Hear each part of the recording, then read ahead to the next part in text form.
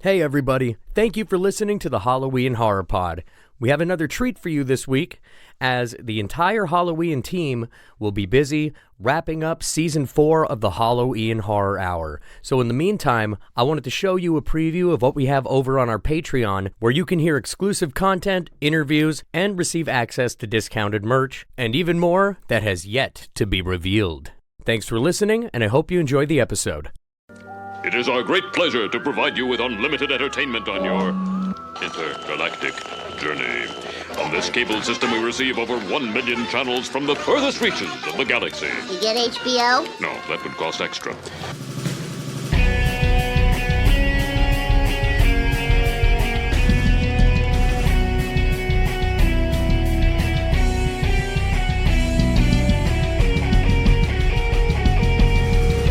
Welcome to the Halloween Horror Pod, Patreon exclusive series brought to you by the Halloween Horror Hour, which, if you're a patron of this podcast, probably already watching the show. So thank you so much for being here.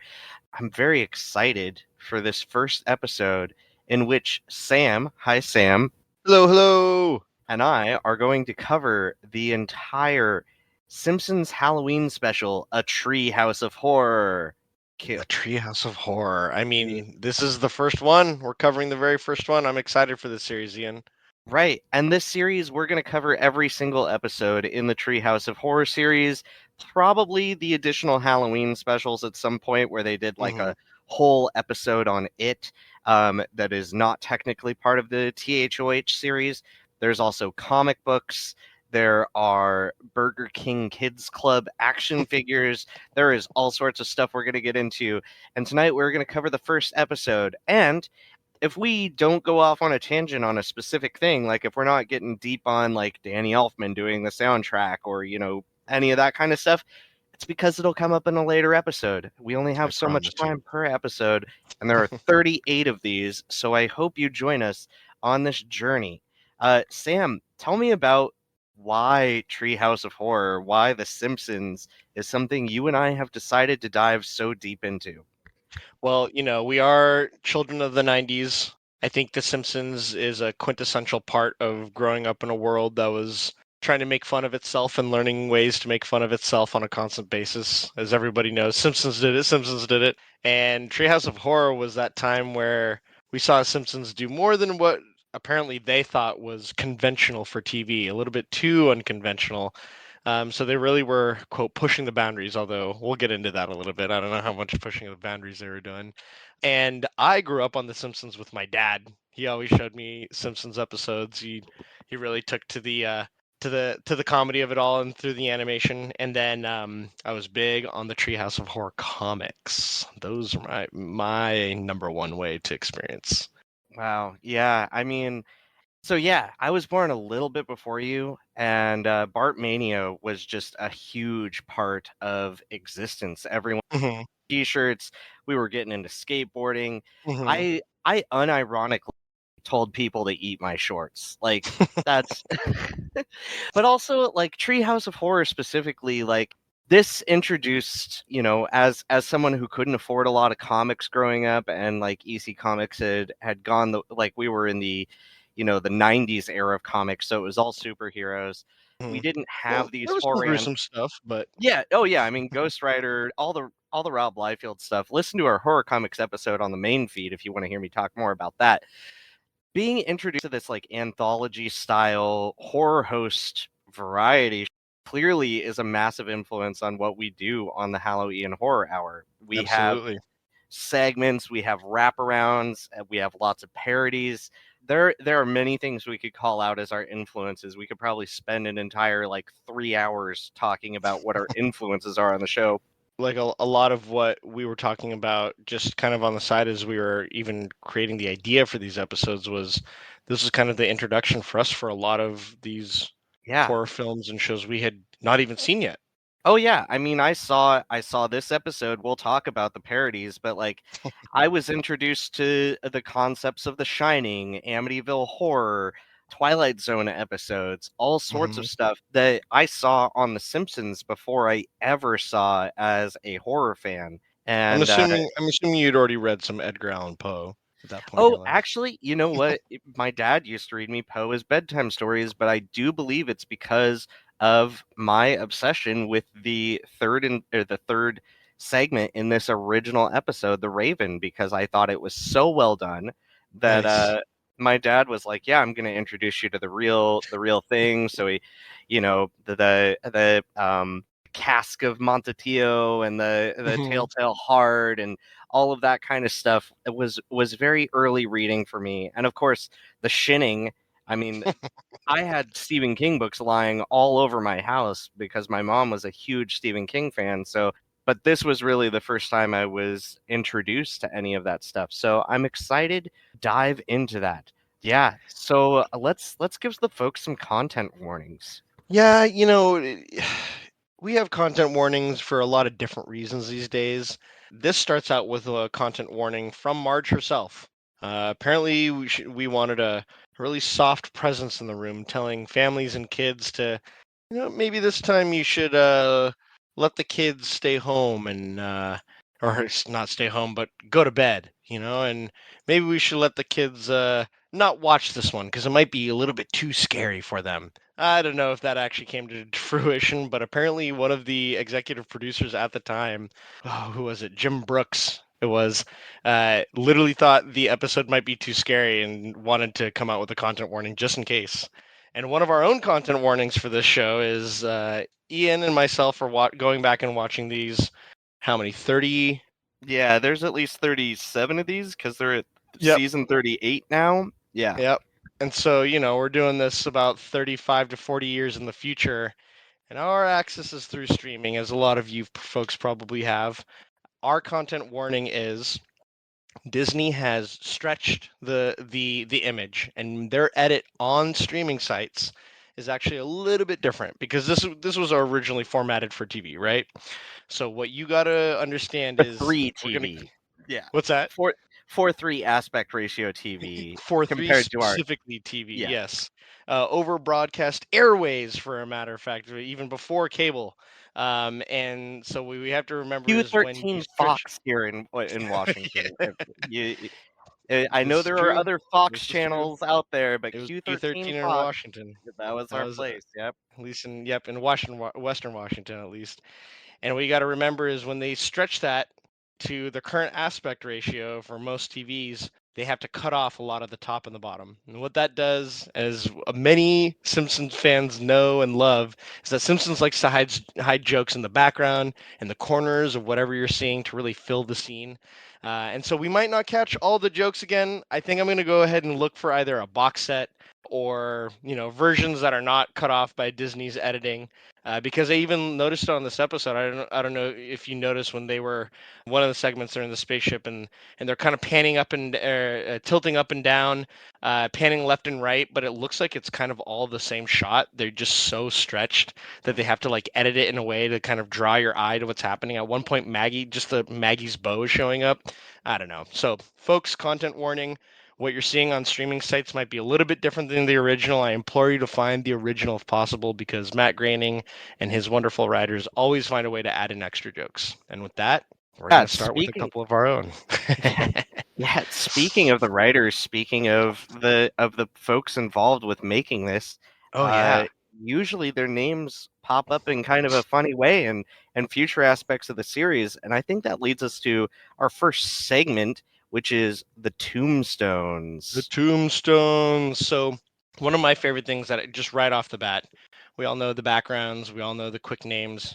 Can't really catch it unless you pause it. So we've gone through and helped you find every single name on every tombstone from now until the end of this series. Okay, so every time we watch, we're gonna always look for names on tombstones, and I'm gonna rattle some off right here.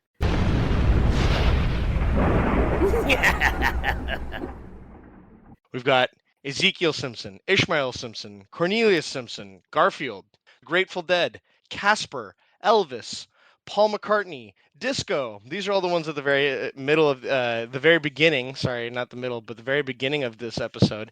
And within the same segment as it's introducing soon to be Bad Dream House, there's also more tombstones. We've got Sacagawea, Tonto, Geronimo, Pocahontas, Sitting Bull, Mahatma Gandhi, Crazy Horse, not so crazy horse. And then there's one that is just barely cut off on the left-hand side of the shot due to the editing. So we'll have to get you that Mm. one in a later episode. There is one I think you might have missed that just says your Ooh. name here right across from Elvis. Oh, that's Um, awesome. yeah, it just says your name here. It is ready for you to be in the graveyard, and thank you for joining us here. If we miss any, listener, please tell us. We'd love to Yeah, hear it so we can add it to our tombstone registry. absolutely. And yeah, we should create an actual tombstone registry. That's an I've already idea we'll written it talk down. about off the pod. Um, I think it's interesting to talk about the stuff with Bad Dream House since we Mhm. went over that right now. Sure. They do bring in the trope of an ancient Indian burial ground, which is honestly all of America. Yeah. At And this point, so no there is, wonder we gesture at everything. No wonder we're at all of this. yeah, but the idea that Native American spirits or indigenous First Nations people spirits are coming back to haunt us is a very Americanized thing. Hmm. It is unfortunately used in a lot of cinema. It is used in The Shining, the film, but it is not in Stephen King's book. So Kubrick added that in. Oh, Um, odd. it's clearly used in like Poltergeist, which was directed by Steven Spielberg and Toby Hmm. Hooper, or cocaine wearing a Toby Hooper pantsuit. Hmm. Um, Hmm. so this thing popped up a lot throughout the 70s and 80s and into the 90s. And thankfully, it is a mostly dead trope.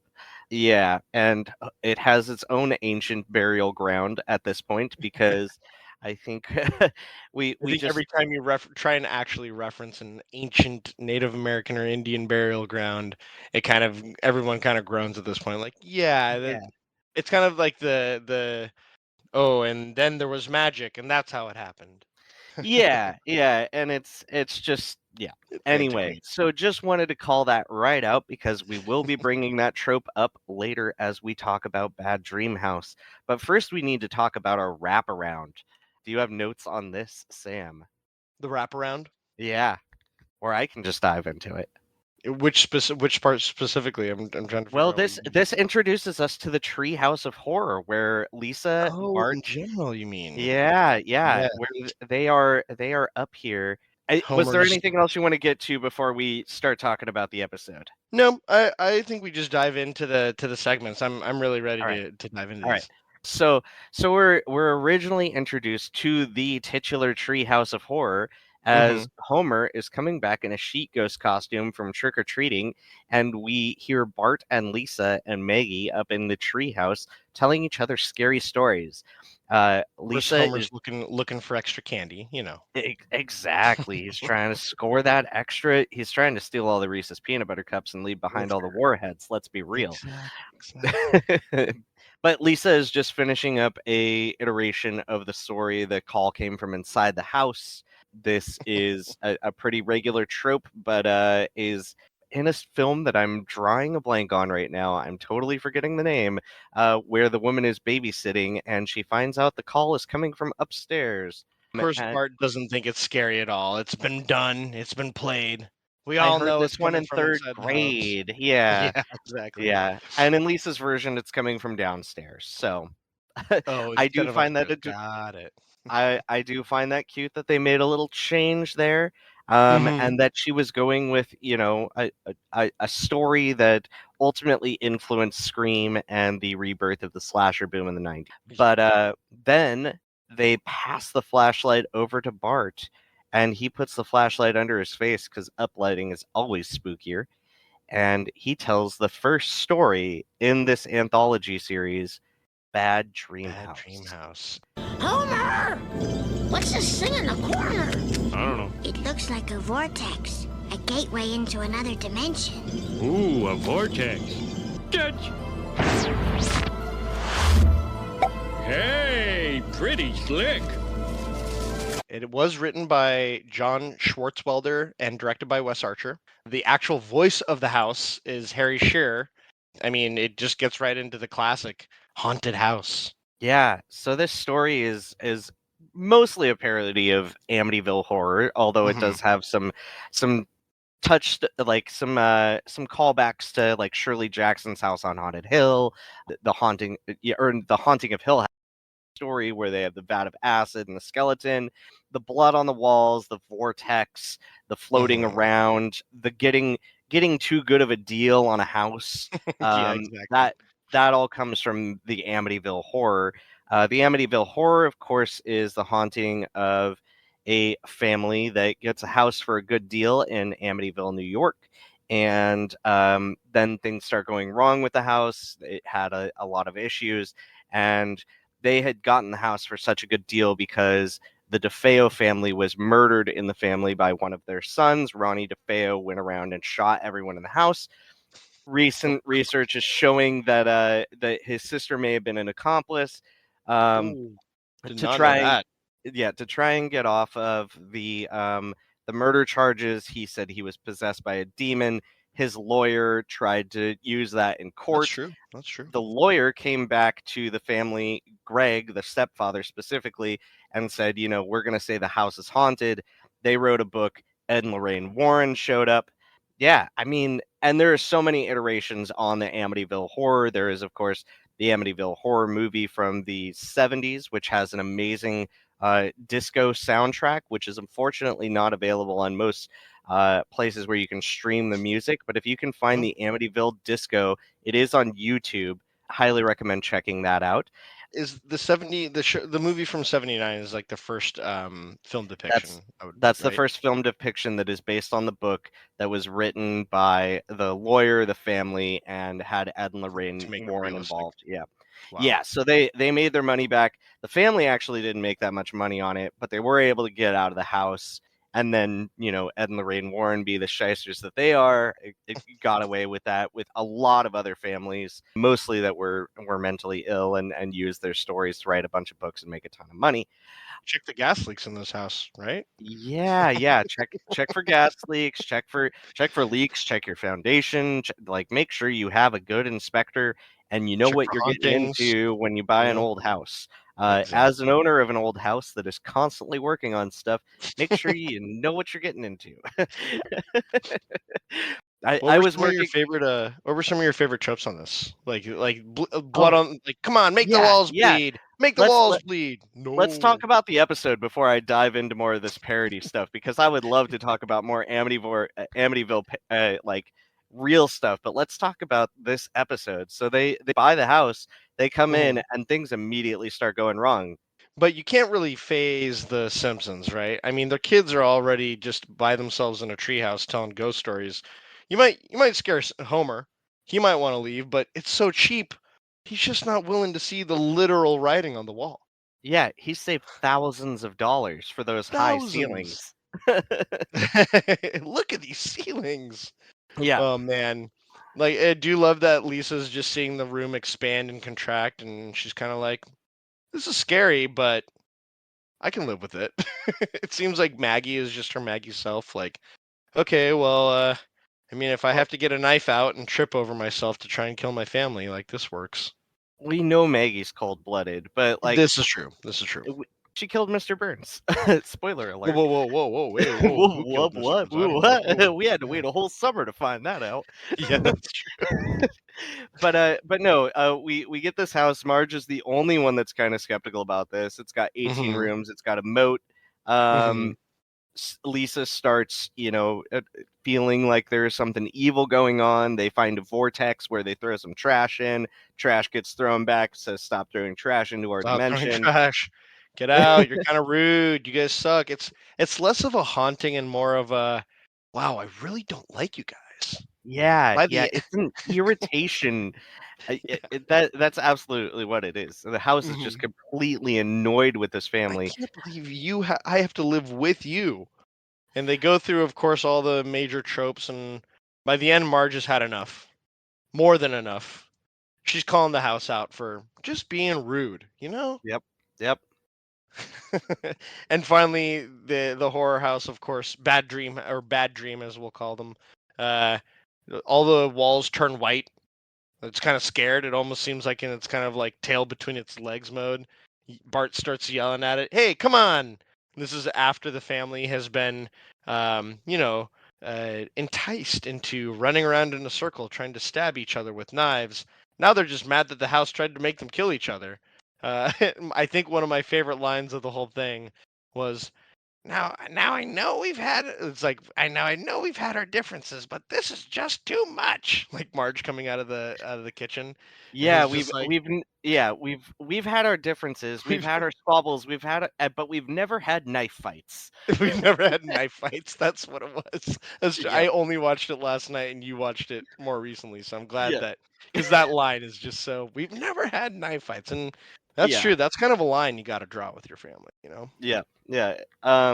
So yeah, I mean this touches on a ton of haunted house tropes. Lisa like having visions, experiencing the evil. Homer, kind of gaslighting his wife. This happens in haunted house movies where Marge is like seeing what's going on and she wants to get out of there, and Homer's like, "No, we saved a bunch of money. It can't be that bad." And after they try to kill each other, Marge is just like, "We're done." Then Bart's like, "Make the walls bleed, makes the walls bleed." Like gets on him. House freaks out. Marge freaks out, and she's like, "You're not gonna be rude to us. This is the most angry I've ever been." And then Lisa's like, "Hey, are you just trying to stop us from getting close? Like, what if we actually cared about you?" And the Why house don't we says, live together? And the house "Yeah, goes, basically, I'd rather die without saying it. Let me think about it, and decides to implode. yeah. What do I do? Live life with the Life Simpsons? with the What other Simpsons option do I have?" And did then not just exist. fucks off into reality. I think my favorite part about that is we all saw it coming because we all know who the Simpsons are. And on top of all that, the house implodes. They look at each other, and then they're walking away from a barren wasteland. And Homer has nothing else to show for it except all the money he saved on a plot of land that does nothing. He saved thousands of dollars on an Thousands, 18-room mansion with a moat, man. In thousands. 1992 in Springfield, wherever, I Mhm. mean, it Springfield, probably was, Washington, come from noise. yeah, Yeah. it was probably only like $100,000 house, and they might have gotten it for like $50,000 because of the Wow. DeFeo family murders, you know? Just throwing random numbers out there. Oh, it was probably less Yeah, probably in less. Middletown, America. Yep, yep. And that was Bad Dream House. If you folks liked it, didn't like it, found other references, please tell us. Sam, do you have a favorite Amityville horror? Because there are now 66 Amityville movies. Okay. That was as of I've that, probably only heard of 10 of them maybe.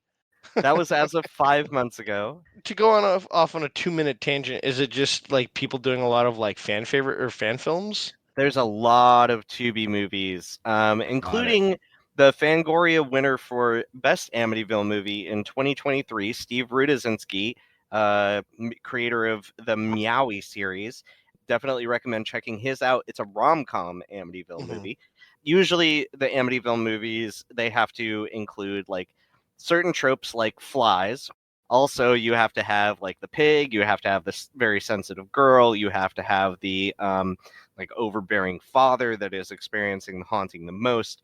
These are kind of the tropes of Amityville. And the reason that everyone can make an Amityville movie is because nobody can copyright it because it's an actual town. It's an actual house. It's an actual neighborhood in, Hmm. is it Long Island?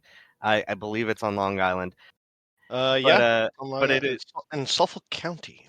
yes, so it is an actual town. So nobody can copyright Amityville, and therefore you can make Amityville whatever you want. And I've been trying to pitch Amityville Greenhouse for quite a while. Okay, okay. Save it for season 4 or 5. Save it for season 4 or 5. Okay. You heard it here first. It's time stamped. Amityville Greenhouse. But do check out Amityville Pool Party Massacre, which stars Diana Prince, better known as Darcy the Mail Girl from Joe Bob Briggs, That's which is true. coming out this year. I would say I probably like Amityville in Space and Amityville 3. It's about time, about a clock that is haunted, that is sold at an estate sale from the Amityville house and How then makes quickly its do way to you feel like California. they got way by the third movie? Was it just like, okay, this is off the rails? Oh, by the second movie, it's Okay, completely off the that's rails. what I thought. It was The- like, I figured it was like the first movie was not a masterpiece, but like a classic, right? And then by the yeah, second or third, it's just kind of like, what are we doing? We can't tell the same story, but we honestly, can with different with different the first ways. movie is kind of boring. Like if you Mhm, it's a vibe. Like there's a mood that's being mhm. set, but like nothing happens in it. Yeah, yeah. Uh, Well, let's move But on there to are a the. lot of Huh? yeah. So here's my segment in Amityville. There are a lot of segue. There are a bunch of flies. That is Uh-huh. a prime thing about it, which opens up our second segment here. Hungry are the damned. Come, Earthlings, eat. Grow large with food. There's something not quite right about this. Girl's right. Let's get some applesauce out here for these pork chops. What are you looking at, buddy? Your wife is quite a dish. Ooh, thanks. Where Homer is having a barbecue and there are a ton of flies. There are a ton of flies. Hungry Are the Damned was written by Hungry Are the Damned. Sorry, it was Jay Kogan and Wallace Wolodarski, two very like classic Simpsons writers. They put together a lot of different, I guess, like classic Simpsons tropes, including in this case, and we'll get to it when they're actually show up in the episode. But some very favorite characters of any Simpsons fan, Krang and Kodos. But The right right before billions, we get yeah. to that, Homer's grilling up on the grill. The Simpsons are generally fighting as they do, and what triggers the aliens to come down? And I feel like there's like something Lisa says. It's a Just mushroom cloud that goes oh, off of the because barbecue, because which is Homer empties about a gallon of lighter fluid into the metal barbecue. Is that what yeah, like a gallon and a yeah, half? which I is think at which one is a point very Raleigh, clear when reference Raleigh and I to were yeah. watching together, is she was like, "What is this guy doing?" I'm like, "It's Homer Simpson. He's an idiot." Wow, Raleigh was not familiar with this, so that's a question I'll have later for off mic. But Okay. no, I'm just kidding. Um, but no, yeah, he dumps a bunch of lighter fluid in there, and we get a mushroom cloud, which a lot of ufologists, as I will refer to them, do believe that it is our capacity for nuclear weaponry and atomic energy that first attracted extraterrestrials to our planet to tell us Wow. to not blow ourselves the fuck up. How about don't kill yourself, guys? We already Yeah. figured this out a long time ago, and we Mm-hmm. continue to not listen.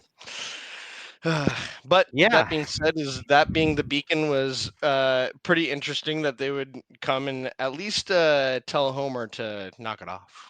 Yeah. So they do get pulled up in a tractor beam, which is Or two, yeah. In Homer's case, it does require two tractor beams to lift him up. while he's in Um, the middle of eating a sandwich, of course. So he's eating the sandwich. They try and pick him up. He's scared, but he's so enthralled by his sandwich, he continues eating said sandwich. He's too fat for the first beam, and they just continue sucking him up anyway. I will call out one thing I love about The Simpsons is they regularly made fun of Homer for being fat, but he always wore it with pride. That man was always happy with his own body. and the humor was always very practical, right? Sure, It was never like shaming, and at exactly. least in I my That's opinion, exactly what I wrote. my weight has fluctuated through life, and I've gone through phases of fitness and being heavier. I've never Hmm. felt like I was being fat shamed for an episode of The Simpsons. Oh, Um, definitely not. And yeah, and it's not necessarily a celebration, but they think they approach it in the right way. I mean, it's a comedy show. They do every joke possible. I'm sure there's things that are offensive, but I agree. I've never seen other friends of mine who are a little bit more overweight feel like The Simpsons did them dirty. yeah, exactly. But I mean, that's kind of the point of this episode, right? Because we have weigh-ins and everything here. we are introduced to the Rigelians, Krang and Kodos, who are recurring characters. We are introduced to a third Rigelian, which I will be surprised if he ever shows up again because I do not remember him ever showing up. No, it's mainly Krang and Kodos. Yeah, And his name we could pronounce if we had our tongues ripped out, I think. that is what he said to Marge at one point, is that to pronounce my name I would have to pull your tongue out. But then we later learned that his name is Sirach the Preparer, and he is the chef on the ship that is preparing all of these fantastic feasts that the Simpsons are inhaling, quite frankly. Oh my gosh. That was like one of my main notes. Marge is murdering that plate. She has no qualms about literally shoveling, I don't know, 5 pounds of food in her mouth the first time we saw her eat. Yep. Homer's in the middle of speaking with these aliens, and Marge is just going boom, boom, boom, boom, boom. And then later on, we see everyone else who's just at the table. I'm sure, obviously just for the animators to give them kind of action to do, but they are going at it. If anyone eats that fast, I would love to see you try. Yeah, no, that's some competition level eating for sure. Yeah. At one point during the first meal, Lisa starts to get the ick a little bit, and she Mhm. says, something's not right here. And Homer says, "You're right. We need some applesauce for these pork chops." I thought that was pretty humorous. Homer. Always Yes. thinking about the next step of Yep. food. I do And we like that the Rigelian, or Rigelian, the language Rigelian is just English, except it's yes. Rigelian. Or a good reference to, as you mentioned, off mic, to the Twilight Zone, Yeah. which is what this whole episode or this whole segment's based off of. Yes, Hungry Are the Damned is a parody of To Serve Man, season 3 episode. It says 24 on Wikipedia, but when I watched it on Tubi, it was episode 23. So Okay. season 3, episode 23, To Serve Man. And there are 9-foot tall aliens called, I have their name here, Kanamits. Kanamits, and they're a race of 9-foot tall aliens that come to Earth. They bring about energy solutions. They Gonna create a basically, utopia. yeah, Earth is exactly. now in unified peace. And for every Everyone's one of them that happy. come to Earth, there are thousands of people that go to their planet. And, they're still translating the book to serve humans when our main character, Chambers, is about, like, he just does his way in and he's about to hop on the spaceship. And his kind of love interest shows up and says, "Don't get on that ship. It's a cookbook." And that's kind of how the episode ends, as he's shoved onto the spaceship. Now, this one ends up a little bit different, right? Rigel 4 Correct. is supposed to be still a wonderful paradise. Humans are roasted about their intergalactic travel. Pretty funny. Yeah. Everyone in this room who's figured out intergalactic travel, raise your hand. Yeah, That's what well, I they thought. haven't advanced past Pong by 1992, and we already had Super True. Mario World. So, This is true. This intergalactic is true. travel or Super Mario Or World? Super What do you Mario. want? What do you want? Super Mario World. I am Super a Mario Nintendo World. fanboy. Pretty good. Marge continues to smash her plate as they go back. I mean, everyone is.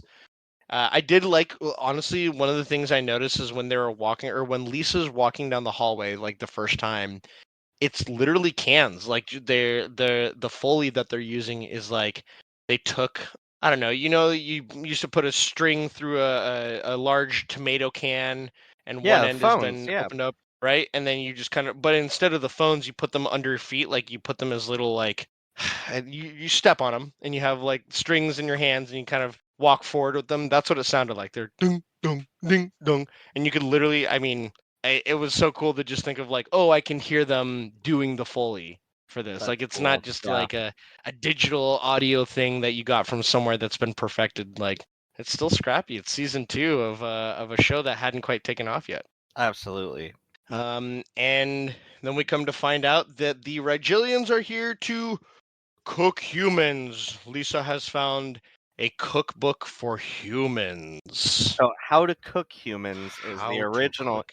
Oh yeah, Yeah. not the one that she found, right? No, the one she found says to cook humans, and then they Cook blow off human. a little bit of the space dust, and And it it's says to how to cook cook for for humans. humans, and then they And then blow off a little it's bit more space dust, and it's how to cook 40 humans, and 40 humans. then they wipe it off a little bit more, and it says how to cook for 40 humans. And the Rigelians are so darn offended that the trust, it's not even offended, they just know the trust is gone.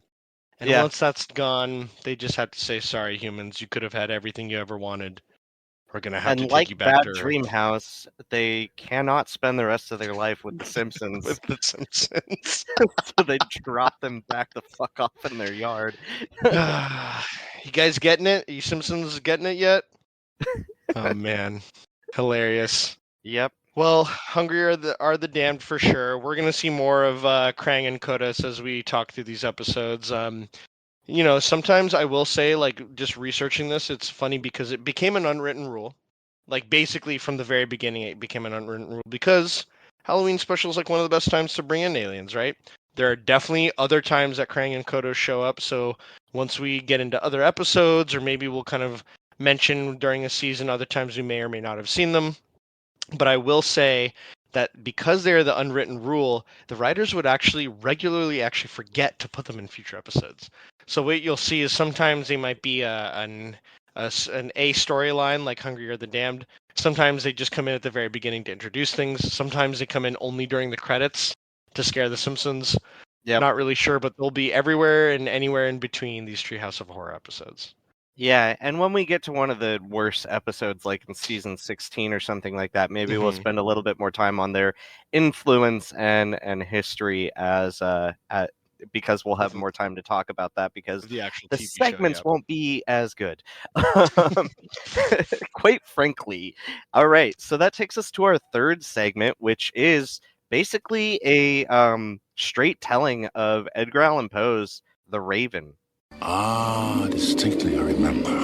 It was in the bleak December, and each separate dying ember wrought its ghost upon the floor. Eagerly I wished the morrow.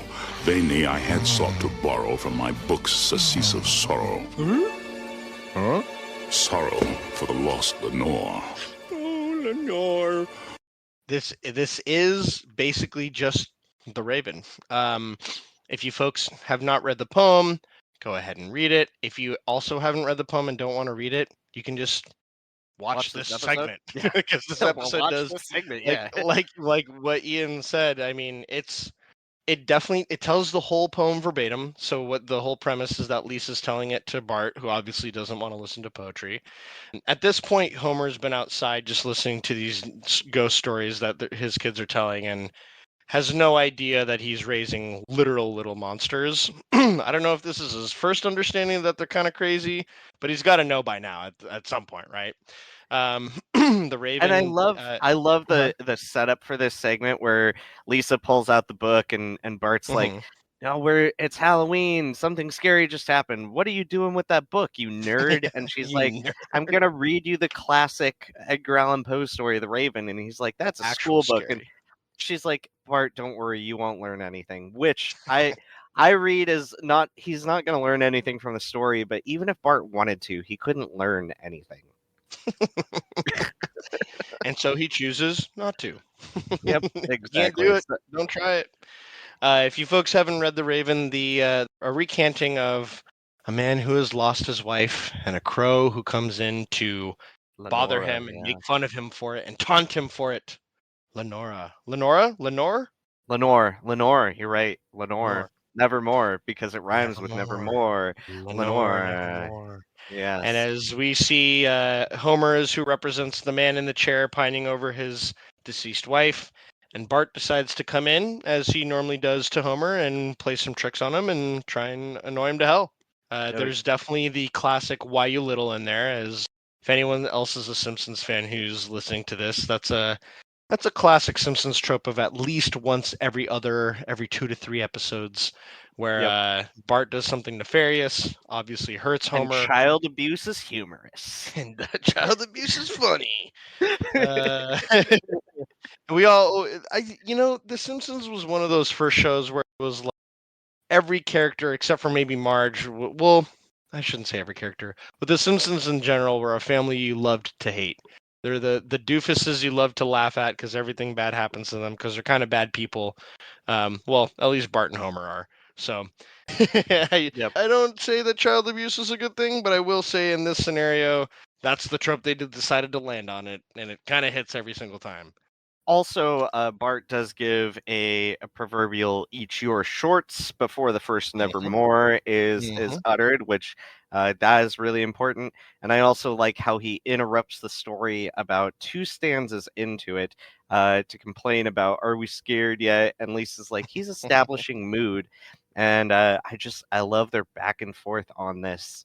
Yeah, it's a kid who doesn't understand why it's scary because he doesn't understand literary devices, and another kid who's like, yeah, if you had half a brain, you would understand this is one of the classics and a much scarier story than you could even possibly imagine. Also, I Uh-huh. mean, this isn't parodying anything, so I'm just gonna call out in season 3 of the Halloween Horror Hour, we did have a really, really good parody of the Raven called The Raven, I-N with an apostrophe instead of a G, and Mhm. it's a very good stop motion animation adaptation done from some folks over in Spokane, Washington. So head on over to the episode Space Madness, and it is the penultimate short in that episode. Season Those folks do 3, episode 3. those folks do such a good job. That animation was just out of this world. I think the first time we both watched it, we messaged each other. It's like, "Yep, this is in. We got to watch it. We got to put it up." And Yep, it's not the longest thing, but it sure as heck is well done.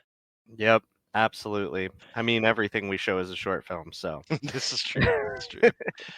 Oh man. I mean, what else do we have to say about the Raven? The Poe is a classic. This Yeah, story is a classic. I'm just gonna say watch it. I think the only other reference that's kind of been in this entire episode, a lot of the backgrounds have been quiet, I will say. But Bart as the Raven pulls out the Pet and the Pendulum, the Telltale Heart, and the Porline Letter, all classics from Poe. correct. All very good reads as well. I think there's a future one that gets into the Telltale Heart. I'm Oh. imagining the Telltale Heart being done in Simpsons animation, but that might just be my brain able to do that. We'll see. We'll have to watch out for it for sure. Yep. So yeah, then Bart takes us away in the end of the wraparound talking about how Friday the 13th part 1 pretty tame. Yeah. The funny thing about watching that now, as I'm sure you'll agree, is nowadays looking back at Friday the 13th, it kind of is tame, Especially part 1. Part 1 is basically a murder mystery. right? It's about as So, terrifying as House on Haunted Hill with Vincent Price from 1959. It's about as terrifying as reading any Agatha Christie novel. Um, exactly. it's it's just the one scene where Kevin Bacon's neck gets impaled with a spear because Tom Savini just got back from Vietnam and decided to make everything look like what he saw there. Oh, that makes sense in terms of Yep. practical effects. Yeah. Funny that now we think about it and now we think it's a little lame, but at the time, of course, Bart was calling out the fact that this is actually it is scary, but in his mind, as a kid who's seen it all, it's tame. Yep. It's tame. Of course, back then people were freaking out about Friday the 13th Part 1. Yeah, I mean, well, Friday the 13th Part 1 had been out for 12 years at that point. But yeah, I know that whenever that theme song came on USA Network and they were like, we're going to do a Friday the 13th marathon, I changed the channel. And you guys are listening to Ian right now talk about that, all right? Yeah, yeah. Homer's too scared. He is shivering in his pants. He's almost shat his pants at this point. Yep, The eyes dashing around are so good. It's like, it's so amazing. And of course, there's Bart there to bother him. yep, Classic. absolutely. And then we get taken out with that amazing Danny Elfman score, which is redone with kind of a harpsichord vibe, but is basically Hmm. the Simpsons theme song. And we'll do a music dive at some point. That'll just end up being an episode, I'm sure, where we just talk about Danny Elfman's influence on The Simpsons. Yeah, and actually, And it's interesting you mentioned the music because this is where Alf Clausen which is like he was the main Simpsons music score maker. Yeah. Did most of it actually throughout the years. It began on this episode. This is his first episode. Oh, wow. That's neat. So he did quite a bit. Oh, and then I forgot to mention this during the Raven. James Earl Jones did most of the minor characters and actually narrated it. That's right. That's right. Yep. That Yep. is He was Mufasa and Sarek. Darth Vader. He was also For Sarek the Prepare. oh, okay. Like now thinking about it, I'm like, oh yeah, that's Yeah, obvious. Of yeah. course that's him. Yep, Oh man. absolutely. Yep. Well, and So that's the whole episode, folks. I'm gonna say this. I definitely had a lot of fun both preparing for this episode, obviously by watching it, learning more about a TV show that is near and dear to my heart, and diving more into references that I will continue to learn more about as I, go on this movie watching journey with you, Ian. yeah. No, this is super exciting. This was always like such a like it was an annual thing for me. And then Mhm. during the pandemic, I did binge, I think the first 20, Oh my but I gosh. did not make it all the way to the end. And during the pandemic, there was a lot of other like I wasn't like super paying attention. Let's just say Sure. that we were doing a lot of things to make sure we weren't paying attention to what was going on in the world. And Yeah. so I'm excited to revisit a lot of these. I know that Mhm. there is a little bit of a middle slog that's not as good, but I've heard Sure. that they've kind of turned around in the recent seasons, and there's been some really good parodies. I Yeah, think I watched one of them ones in the last 5 years, and I think I was really happy with it. So I'm excited to watch some of them some more. Folks, if you have watched this first one and thought that it was scary or anything like that, this was where they did say they put on most of the stories that they thought were too scary for their original show. I gotta tell you, you have not seen nothing yet. They get absolutely. crazy, and they in the best way. Obviously, all Yep. this stuff had to make it on TV, so take that with a grain of salt. But there is much more blood to come. Yes. Well, and thank you all of our Patreon members. I'll, Hmm. I would call out all your names, but you know who you are for right now. In the future, we'll gladly read thank yous. And also, if you have any comments, anything you want to send us, Halloween Horror Hour at gmail.com or message us straight on Patreon. We would love to take your questions on any of these episodes. So we will be back with Treehouse of Horror, episode 2 from season 3 of The Simpsons, next time on the Halloween Horror Pod Patreon exclusives. Thanks for listening.